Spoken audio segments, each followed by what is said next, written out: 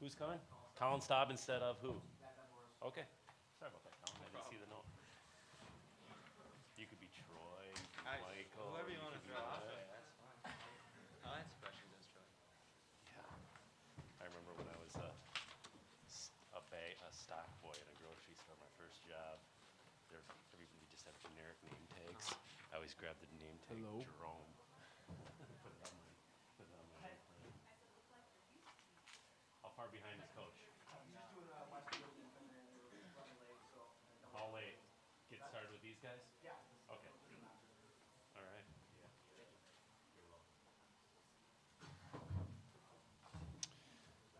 All right, we're going to get started with the Denver student athletes. Coach Montgomery is finishing up an interview with Westwood 1.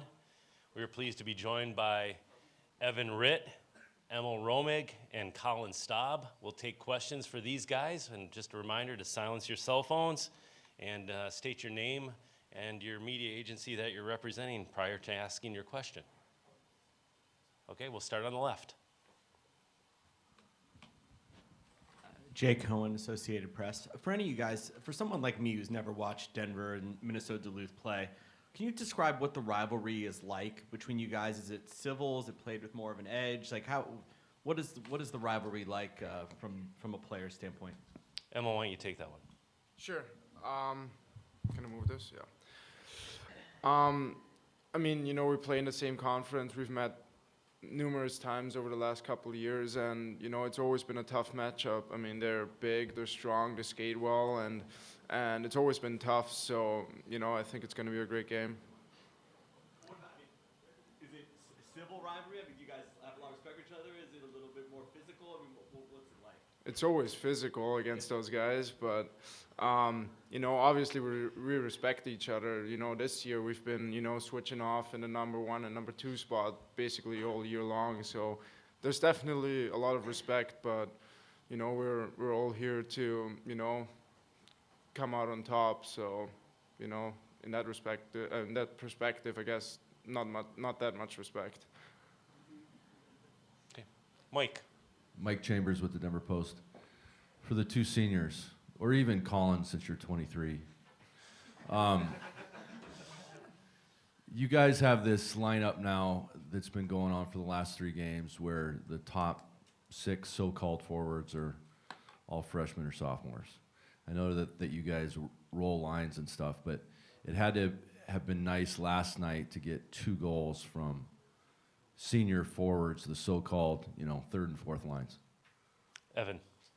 Yeah, it feels good to get some contribution from our lines, but I think that the best part about our team is the depth that we have and the 4 lines that we can roll. So I think that us as a 4th line, we really ate them up with the forecheck, and then we were able to get 2 goals, and it was really good for the team.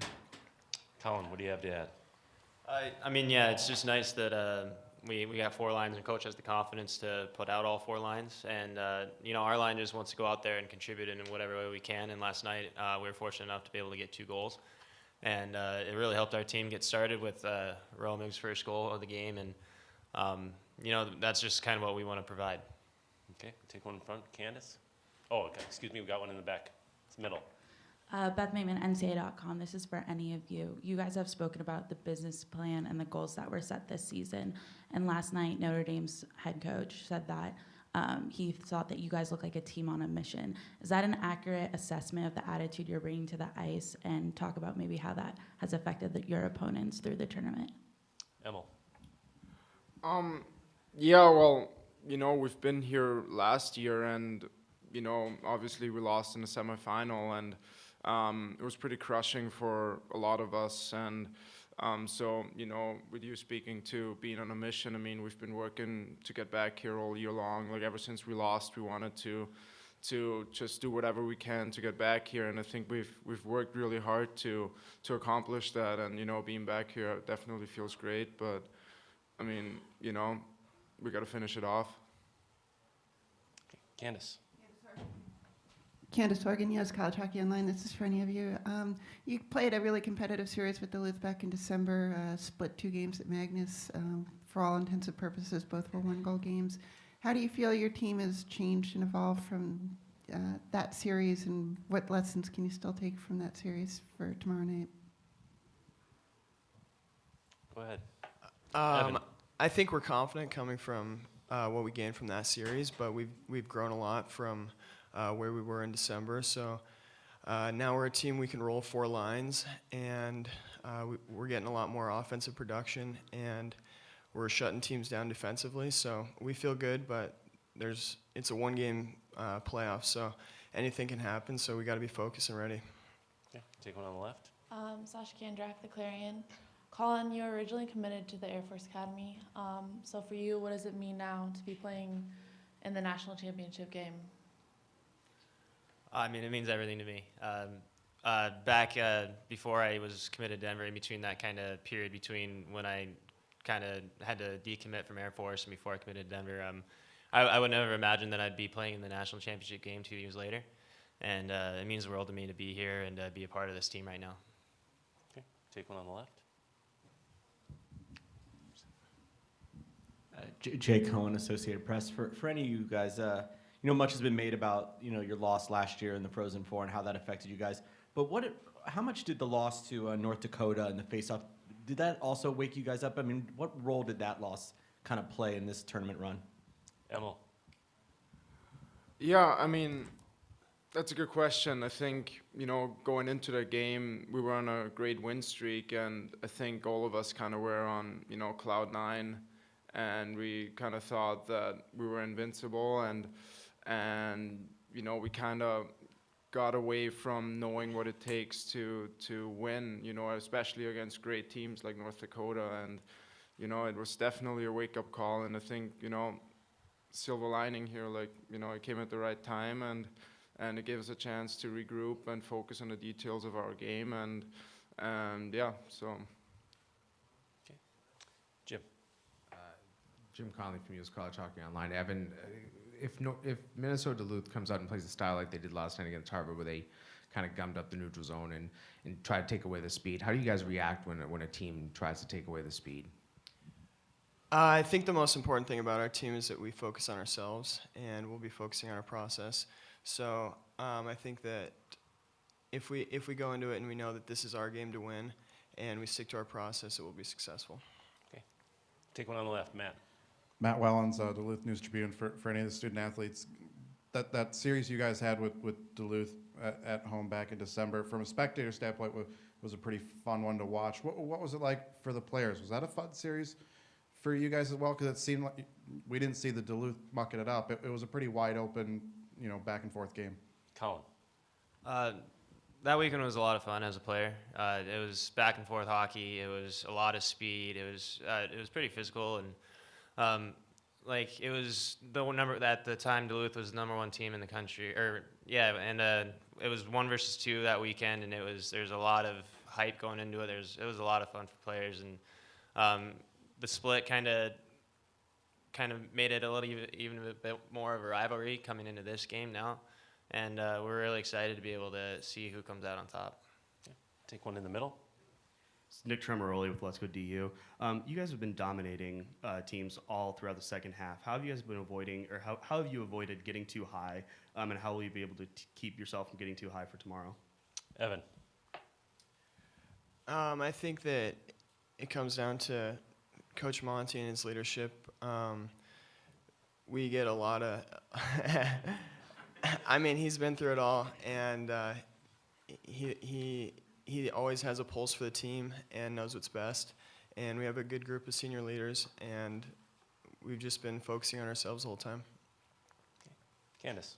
Candace Horgan, U.S. College Hockey Online. If Jim uses the same strategy he did last night against Notre Dame, you guys will probably be on the ice against the IFL line. So how do you slow down that line? Because that's definitely their top line and their best scorers. Evan, go ahead. I think that our line as a role, or our role as a line, is to just make simple plays, get pucks out, and I think that all of us understand our role of just playing simple and making sure that we're great defensively, making sure that our forecheck is relentless, and I think that really ate them up last night. So that's all we'll be focusing on tomorrow night. Additional questions for the student athletes? I will take one more here from Mike. Emo, how does it feel to be the only Australian or Austrian? Austrian. The only Austrian in the Frozen Four, I think, in the whole tournament. Thanks, Mike. Well, I mean, I don't really know what to say. Like, I've been here for 6 years. I basically feel like I'm American now, besides my accent. But no, all jokes aside, obviously it's humbling. It's an humbling experience, but I don't really look at it as like I'm an Austrian. I'm playing here. It's more, you know, my own story and getting here and enjoying this moment with my teammates. Okay. All right. Thanks a lot, guys. Good luck tomorrow night.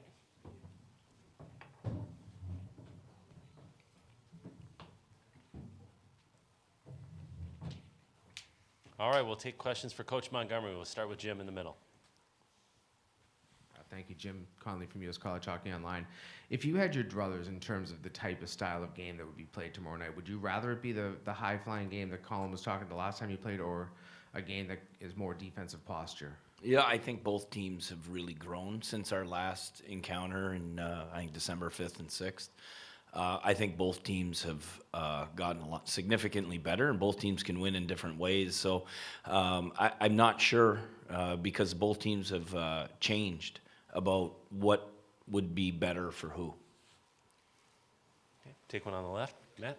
Matt Wellens, Duluth News Tribune. Jim, the Iafallo and Toninato line, those two specifically, as a coach, what's the bigger challenge when you're game planning against them? What they can do offensively, or how they can also, you know, at times match up and shut down top lines with their play defensively? They're a great college line, and I think maybe the best line in the country. And I think when you just got to know when they're out there, and you got to match their intensity. Their intensity, I think, fuels that team.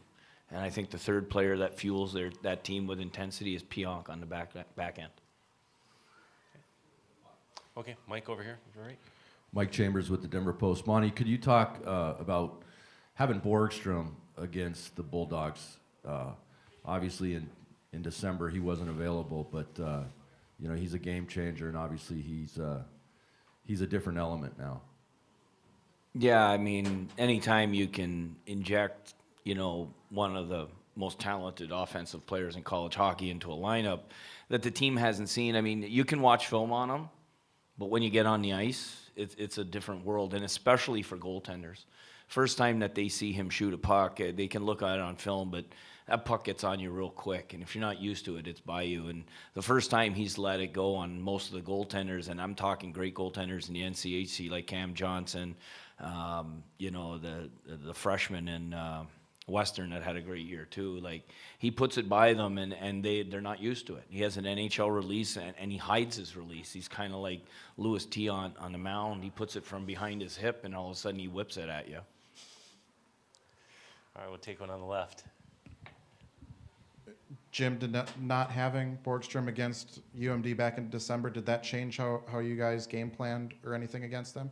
No, it doesn't change the way we play. I mean, I think we had the hope that the Terry Gambrell and Lucas Savic's line produced. They did in game one, they did in game two, and UMD won game two, we won game one. Take one in the middle, and then your second. Coach, Nick Tremaroli, Let's Go DU. I asked Evan about how you avoid getting too high on yourself after dominating teams. What's going to go into that for tomorrow night for you? I'll snap them into shape here mentally right during our practice and at the end of our practice. That's what I mean. It's nice, you got to let players enjoy it, but you got to make sure you get back grounded because we know this is going to be the toughest game of the year. I know how good, we all know how good and talented Duluth is. They're a mentally tough team. They're hard in all three zones. They don't give you an inch, and we know that. You're going to have to go out and earn it. That's why I think it's going to be a great game tomorrow night.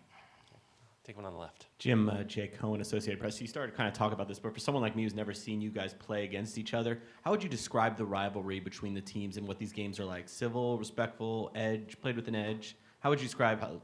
Fiercely respectful. Okay. Take one in the middle.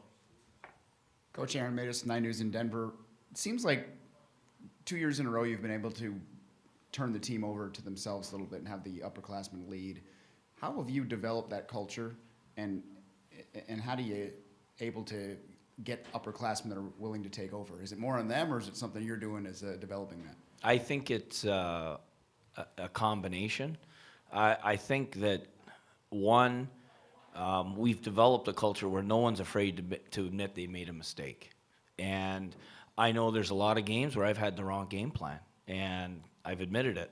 And there's been times where I've tried something in practice, and I'm thinking it's not working, and the players come to me, and they're like, "We don't think that's going to work, Coach." I said, "Good, I didn't either." You know, so it's just, I think it's the communication, and it's a lot of trust that we got to do what's right for the team.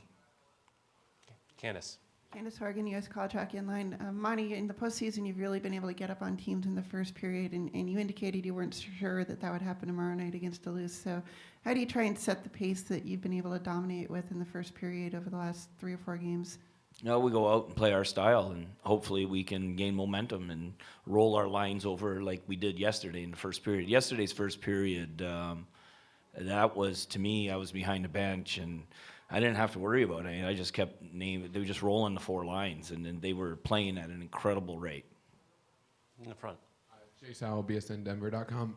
Coach, you talked a little bit about how before the Michigan Tech game you couldn't sleep, and you came up with the lines. Can you just go over the thought process to how you came up with those 4 lines? Because they've been great these past 3 games. Well, I can't take a lot of credit for that. That question's come up a lot. People don't know Henrik Borgstrom had food poisoning the night before, so I didn't think he could match up against Michigan Tech's top line. So then when I'm thinking, okay, I got to drop him, and that's why I said yesterday, like his line's gonna be the 4th line. But I wanted him to be able to play with people who could make plays, so I put him with McClellan and Finley, and that allowed us to put Jansen and O'Connor with our best face-off guy Marcineau, what our 2 best defensive forwards. And that gives us balance, and then we put that sophomore line together, and Terry and Gambrell can play together all year. I mean, it's very simple for them. Take one in the back left. Hello, Coach. Hello. I know yesterday you emphasized getting out to a fast start, being aggressive early, especially in that first period, as we've talked about. Now that you've had a chance to reflect back on that game, what will you emphasize to them for this next game coming up? Well, our points of emphasis change a little bit, but winning one-on-one battles is probably a mainstay for points of emphasis going into a game. But from there, the other 2 points, as I always have 3, it varies on who we're playing. With Penn State, it was making sure that we didn't give up odd man rushes so we could counterattack on them. Against Duluth, it's going to be, I don't know what it's going to be because I haven't watched enough film yet. Additional questions for Coach Montgomery? All right. Thanks, Thank you. Coach. Good luck tomorrow night. Thanks. Yeah. Yeah, the room should be open until 12:30.